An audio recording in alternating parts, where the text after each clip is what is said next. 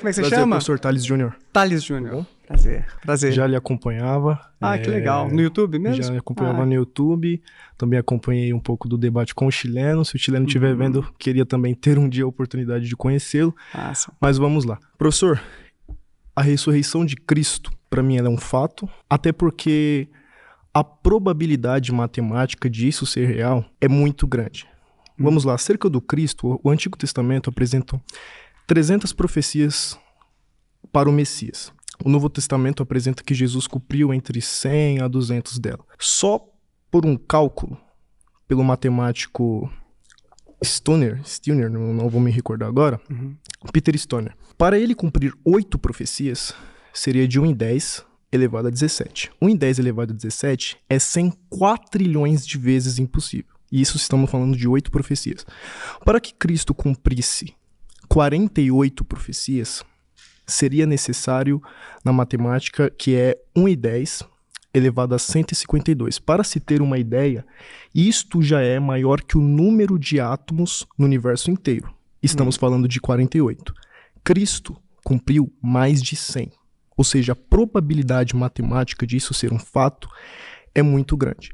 Nós vemos através da Escritura, quando Paulo diz em 1 Coríntios, capítulo de número 15, verso de número 14, onde Paulo ele coloca algo investigável acerca de um ato público que aconteceu. Onde Paulo diz, se Cristo não ressuscitou, vã é a nossa pregação, vã é a nossa fé. O Senhor é um psicólogo, a qual eu respeito muito, de alta envergadura, e o Senhor sabe que psicologicamente a reação que os discípulos de Jesus tiveram depois da ressurreição foi diferente. Por exemplo, nós temos Pedro, que até então teve um certo medo e uma certa insegurança acerca de quando Cristo morre pelo Império Romano. Pedro então se esconde. Quando Pedro vê Cristo ressurreto, a reação de Pedro é tamanha diferencial que na tradição Pedro morre crucificado. Ou seja, ninguém daria vida por uma mentira, por exemplo, como Harry Potter ou Star Wars. Então, é complicado dizer que Cristo não ressuscitou a partir destas evidências. Interessante seus argumentos, e eu não discordo de você que muitos daqueles cristãos primitivos tinham muita fé em Jesus e na ressurreição dele. Eu não vou partir de um pressuposto diferente, tá, Thales? Agora, sobre profecias, embora eu não conheça estudiosos que tenham discutido quantas foram cumpridas ou não, interessante, eu vou dar uma olhadinha nisso depois, mas, por exemplo, uma das mais importantes que são citadas, que está lá em Isaías 53, talvez, os estudiosos, historiadores, interpretam que, na verdade, quem estava sendo mencionado ali era o povo de Israel, e não o Messias, não aquele que viria para poder salvar a todos. Então, às vezes, as profecias que vocês estão encontrando ali, que estão sendo cumpridas e tudo, estão sendo mal interpretadas de acordo com esses estudiosos. Então, assim, só para trazer um probleminha sobre isso, mas eu confesso que eu nunca entrei em contato com quantas foram ou não foram. Mas legal. Agora, sobre esse outro ponto que você fala, eu parto do pressuposto de que Jesus existiu enquanto um profeta apocalipsista, ou seja, um profeta que falava sobre o fim dos tempos iminente. Isso é o que os historiadores em geral afirmam sobre ele. E quando eu digo que ele era um profeta apocalipsista, conforme, por exemplo, Bart Ehrman, ele acreditava que o fim dos tempos estava prestes a acontecer. E é um exemplo de profecia dele que não se cumpriu. Então, é uma das profecias mais importantes, talvez, de Jesus, porque muitos de vocês desta geração testemunharão tudo isto que estou dizendo aqui, e não aconteceu. E a gente está há mais de 2000 anos esperando essa profecia. Então, só para problematizar mais um pouquinho. Mas agora eu quero entrar rapidamente naquele, que é um segundo ponto que você trouxe para a nossa conversa, que é sobre a fé daqueles discípulos, daqueles cristãos primitivos. Daniel, se ele não ressuscitou, como explicar pessoas morrendo pelo cristianismo? Eu acho que é um ponto muito bom. E é por isso que o James Fodor é um acadêmico que elaborou um modelo alternativo para a gente entender o que pode ter acontecido à luz de uma perspectiva naturalista, ou seja, que não lança mão de ideias sobrenaturais e tal. Será que tem uma explicação mais simples, naturalista, para aquilo que aconteceu, que não a ressurreição de Jesus? E aí ele começa com um túmulo vazio. É historicamente controversa a ideia de que houve um túmulo vazio, mas eu não vou entrar nesse ponto, eu vou como o Fodor, que admitiu que isso pode ter acontecido mesmo, tá? Por exemplo, o André Chevitarese é um historiador que já colocou outras possibilidades que não Jesus ter sido sepultado ali no túmulo de José de Arimateia. Pode ter havido até mesmo um enterro num ponto diferente, os discípulos se enganaram e encontraram um túmulo vazio, por exemplo. Na questão arqueológica, fica complicado ser uma mentira, até porque mesmo o livro narrado por Lucas, que é Atos dos Apóstolos, apresenta 84 artefatos comprovados na arqueologia. Eu não estou dizendo que não pode haver erros, mas dizer que o lugar a qual estava o túmulo, que não houve uma escolta romana, seria um erro, até porque nós temos 84 artefatos comprovados na arqueologia. Matematicamente, se torna uma possibilidade impossível de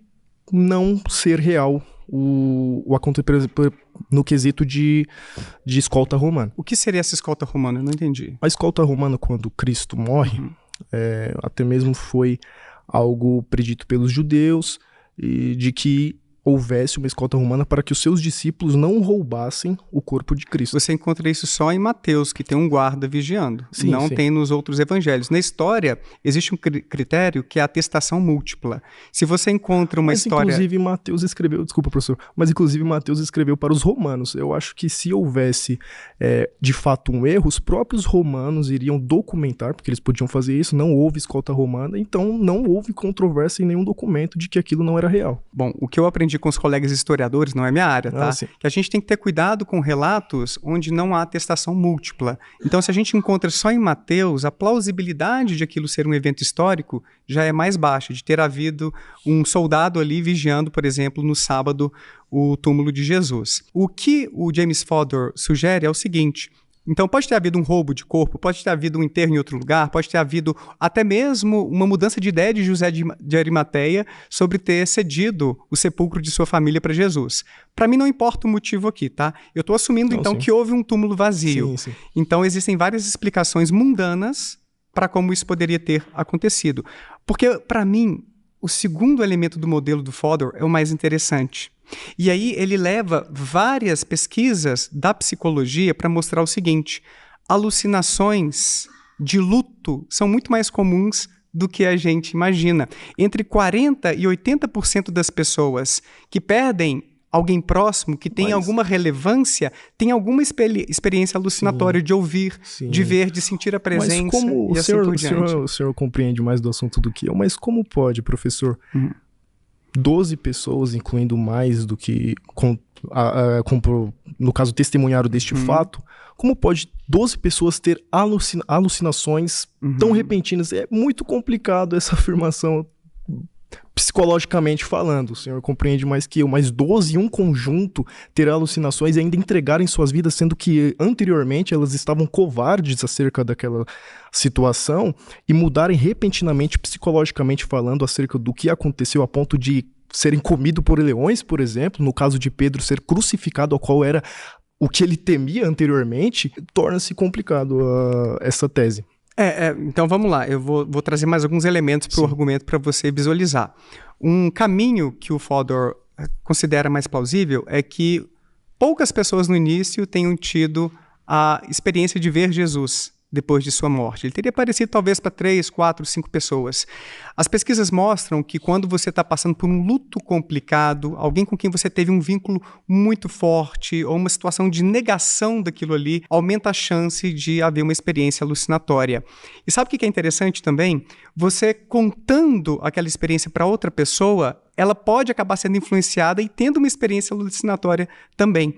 No livro Paranormalidade, do Richard Wiseman, ele relata um experimento em que 2 pesquisadores inventaram a história de um fantasma do vigário, que seria um padre local, se não me falha a memória, no interior da Inglaterra, que não existia. Foi uma história fictícia e publicaram num jornal daquela pequena cidade. 2 anos depois, eles voltaram para conversar com os moradores para saber se alguém viu aquele fantasma. E várias pessoas viram aquele fantasma. Então, mesmo uma história inventada pode acabar influenciando o que a gente ouve, o que a gente vê, e até mesmo a sensação de presença daquela pessoa. Fica complicado falarmos acerca de uma multidão que teve essa alucinação, professor. Eu nessa questão, eu sou ateu para isso, para diversas pessoas terem tido essa alucinação. É muito, psicologicamente, é impossível uma reação tão diferente concernente ao que aconteceu anteriormente. Você é evangélico ou católico? Evangélico. Você acredita no milagre, não sei se é de Fátima, onde o sol se moveu no céu e centenas de pessoas viram? Não. Por que não? Porque não há base, principalmente de documentos, para que isso possa ter acontecido, e pessoas até então, acredito que não deram. Jornais, não teve noticiário então, aos católicos aí. Até então dar a vida... Não, sim, mas dar a vida por isto, anteriormente sendo covarde, é algo complicado, professor, mas não cientificamente não encontro resposta para isso. Não sei se o senhor, com certeza o senhor sabe explicar melhor que eu, mas foi uma multidão, enfim, que documentou isso. Por exemplo, nós temos, lógico... Valeu, Thales. É nóis. Obrigado. Graça e paz, povo de Deus. Eu sou o profeta pastor Marconi Silva e nós estamos com a campanha 30 dias no Salmo 17. Temos certeza que o aprendizado, que o ganho espiritual vai ser grande e a prosperidade também na sua vida. Participe conosco. O link da playlist está nos comentários fixado e também na descrição desse vídeo você encontra outras playlists para participar. Venha mudar a sua vida e declare nos comentários de cada dia da campanha que você assistir: Deus muda a minha história. E eu tenho certeza absoluta que aquilo que você profetizou, com fé, eu determino em nome de Jesus que já está acontecendo. Campanha do Salmo 17.